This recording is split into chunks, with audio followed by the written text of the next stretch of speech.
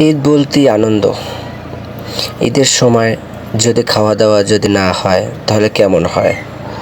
তাই চলে যাচ্ছি সিএনজি নিয়ে আমরা 4 বন্ধু গরুর গোশত দিয়ে রুটি খেতে। এই মুহূর্তে আমাদের খানা স্টার রুটি এবং গরুর গোশত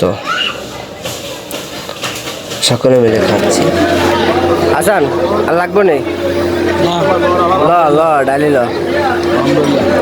আরে আরে গোশত লাগবো গোশত লাগবো নি ল বেড়া এ বেড়া ডাক্তারের গরুর গোশত খাইতাম তুই কম খাস আর একটু বেশি ডাক্তার কথা উঠিয়ে না খাইলো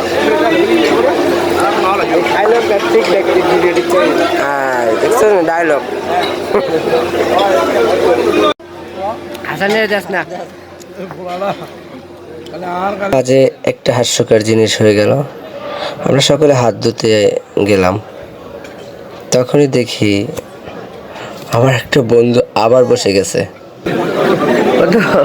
খাজে আরে আইসস খাইছস।